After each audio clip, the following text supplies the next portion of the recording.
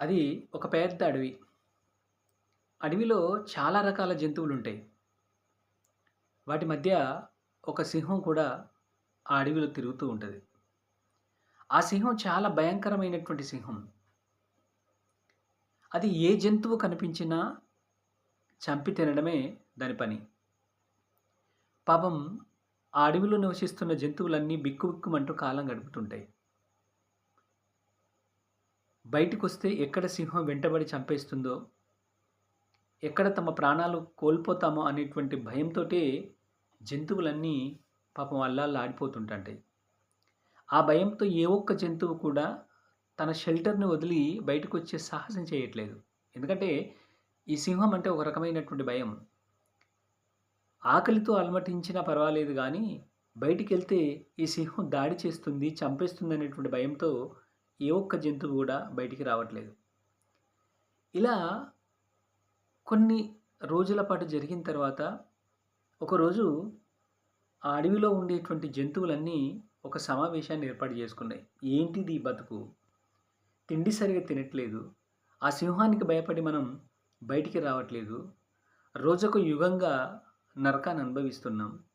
తిండి లేక, నీరు సరిగ్గా తాగలేక, బయటికి రాలేక ఇబ్బందులు పడుతున్నాం. ఏం చేద్దాం చెప్పు అని చెప్పేసి ఆ జంతువులన్నీ గూడా ఒక మీటింగ్ ఏర్పాటు చేసుకున్నాయి. ఒక సమావేశాన్ని ఏర్పాటు చేసుకున్నాయి. అన్ని రకాల జంతువులు వాటి వాటి అభిప్రాయాలు చెప్పాయి. కొన్ని జంతువులు అంటే ఒక జంతువు మనం ఏదేమైనా అందరం కలిసికట్టుగా ఉండి ఆ సింహాన్ని ఎదిరిద్దాం, చంపేద్దాం అని చెప్పేసి కొన్ని అది మనకు సాధ్యం కాదు. ఎందుకంటే సింహం బలమైనటువంటిది. మన యొక్క శక్తి సరిపోదు.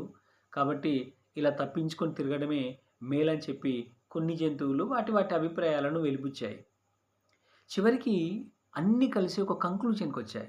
ఏమిటి ఆ కంక్లూజన్ అంటే, ఇలా గాదు గానీ, రోజు రోజు ఇలా భయంతో బతకడం అనేది అంత కరెక్ట్ గాదు. సరైనటువంటి తిండి లేక మనం కాలం వెళ్లదీస్తున్నాం. కాబట్టి ఇట్లా కాదు. ఎందుకంటే బయటికొస్తే ఎక్కడ దాడి చేస్తుందో, ఎక్కడ చంపేస్తుందో అనేటువంటి భయం ఉంది గాబట్టి, మనం మన షెల్టర్స్‌ని వదిలి బయటికి రాలేకపోతున్నాం. అట్లా కాదు, మనం సింహంతోటి ఒక కాంట్రాక్ట్ అంటే ఒక ఒప్పందం చేసుకుందాం. ఆ ఒప్పందం ప్రకారం మనం నడుద్దామని చెప్పేసి అన్నీ గూడా ఒక నిర్ణయం తీసుకున్నాయి. ఏం నిర్ణయం తీసుకున్నాయంటే, ఇప్పుడు మనం బయటకొస్తే అది చంపేస్తుంది గదా! ఇప్పుడు అలా గాదు. రోజుకొక జంతువు చొప్పున ఆ సింహం దగ్గరికి మనం వెళ్దాం. సింహాన్ని బయటికి రానివ్వకూడదిక. రావద్దని చెప్పేద్దాం, దాన్ని రిక్వెస్ట్ చేద్దాం. మనమే ఆ సింహం ఉన్నటువంటి గుహ దగ్గరికెళ్ళి మనమే దానికి ఆహ్, ఆహారంగా వెళ్ళిపోదాం. అది చంపేసి మనల్ని తింటుంది. దీనివల్ల ఏమవుతదంటే, సింహం గుహను వదిలి బయటికి రాదు కాబట్టి, ఈ అడవిలో ఉండేటువంటి జంతువులన్నీ స్వేచ్ఛగా తిరిగి, స్వేచ్ఛగా బతకొచ్చు. అంటే ఏ బాధ లేకుండా హాయిగా ఆ రోజు కాలం వెళ్లదీయొచ్చు అని చెప్పేసి అన్నీ అనుకున్నాయి. ఇప్పుడు ఈ గంటకు చచ్చిపోయే బదులు, ఈ రోజుకి ఇలా టెన్షన్‌లో బతికే బదులు, ఏదో ఒక రోజైతే మన వంతొస్తది. ఆ రోజు చనిపోతాం. కానీ ఉన్నన్ని రోజులైనా గూడా తృప్తిగా, హాయిగా మనం జీవించొచ్చు గదా! అని చెప్పేసి అనుకోని ఒక డిసిషన్ తీసుకుంటాయి. సరే, జంతువులన్నీ కలిసి ఈ సింహం ఉండేటువంటి గుహ దగ్గరికొచ్చినాయి. అప్పుడు సింహం, సరే ఏంటి ఏమో అందరూ కలిసొచ్చారు. ఏంటి ఎందుకొచ్చారు నా గుహ దగ్గరికి అని చెప్పగానే, అప్పుడు సింహం రాజా, నువ్వు రోజు మమ్మల్ని ఇట్లా బయటకొచ్చి చంపడం అనేది మంచిది గాదు. ఎందుకంటే మేము క్షణక్షణం ఒక యుగంగా జీవిస్తున్నాం.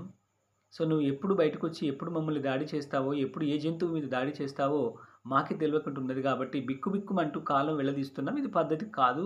కాబట్టి మేము ఒక నిర్ణయానికొచ్చినాం. చెప్పు ఏం నిర్ణయం అది అని చెప్పని సింహం అడగగానే అప్పుడు చెప్తాయి. మేమిట్లా నువ్వు నీ గుహ దాటి బయటికి రాకు. మేమే ఉదయం 11 గంటలకు అట్లా నీ దగ్గరకొచ్చేస్తాం. రోజుకొక జంతువు చొప్పున వంతులు పెట్టుకొని నీ దగ్గరకొస్తాం. అప్పుడు హాయిగా నువ్వు గుహ బయటికి రాకుండానే మేము నీ దగ్గరికే వస్తాం కాబట్టి మమ్మల్ని వేటాడే పనుండదు. నీ దగ్గరకొచ్చేస్తాం. మమ్మల్ని చంపేసి తినేసేయి అని చెప్పేసాయి. అప్పుడు సింహం అనుకుంది, ఇది కూడా బెటరే గదా! ఎందుకంటే నేను నా గుహ వదిలి బయటికి రావాల్సిన అవసరం లేదు. జంగల్‌లో తిరగాల్సిన అవసరం లేదు. వేటాడాల్సిన అవసరం లేదు. దాని వెనకాల పరిగెత్తాల్సిన అంతకంటే లేదు.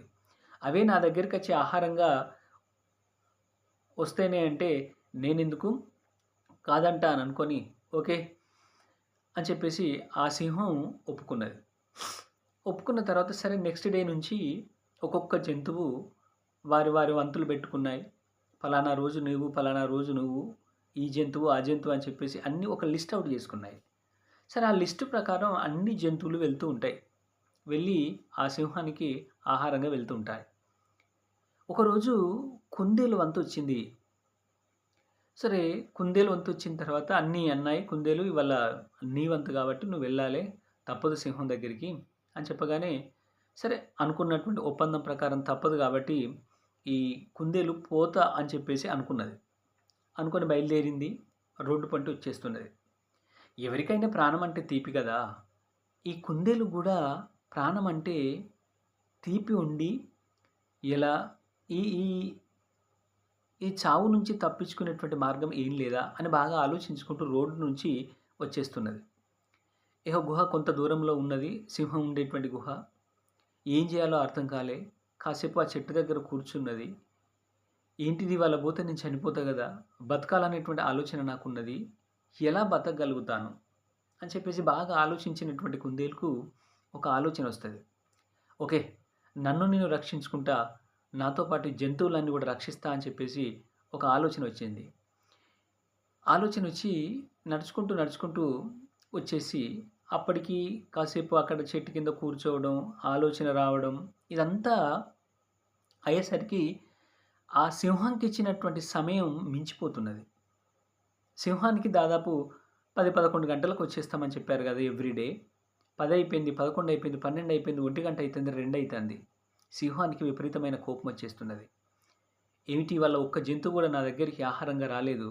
నాకు ఆకలి ఎక్కువ అవుతున్నది. ఎందుకు రావట్లేదని చెప్పేసి బాగా కోపంతోటి పాపం మండిపోతున్నది ఆ యొక్క సింహం. అలా కోపంతో ఉన్న సందర్భంలో మెల్లగా 2 గంటలకి ఈ కుందేలు సింహం దగ్గరికొచ్చింది. సింహం గర్జిస్తూ ఏమే 11 గంటలకు రావాల్సినటువంటి నువ్వు 2 అవుతున్నది. ఇంతవరకు రాలేదు. అహంకారమా? భయం లేనితనమా? అని చెప్పేసి గర్జించింది. అప్పుడు కుందేలు అన్నది, లేదండి నేను ఆల్రెడీ 9 గంటలకే బయలుదేరాను. మధ్యలో ఇంకొక జంతువు నన్ను కలిసి, నన్ను ఆపి, నన్ను చంపబోయింది. అనగానే ఆ సింహం ఆశ్చర్యపోయింది. అదేంటి? ఈ అడవిలో నేను తప్ప జంతువులను చంపేటువంటి ఇంకొక సింహం ఎక్కడిది? అని చెప్పేసి అడగగానే లేదండి. ఏదో ఒక సింహం అది మీలాగే ఉంది. నన్ను అడ్డగించింది.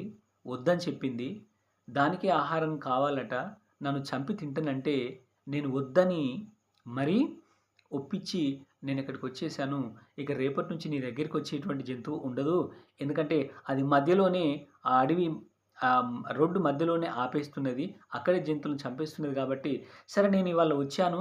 ఏదో రకంగా తప్పించుకొని ఇక రేపటి నుంచి నీ దగ్గరికొచ్చేటువంటి అవకాశం లేదు అని చెప్పేసి ఈ కుందేలు ఆ సింహానికి చెప్పింది. అప్పుడు సింహం అనుకున్నది, ఆహా! నాకంటే బలమైన జంతువా? నాలాంటి జంతువా?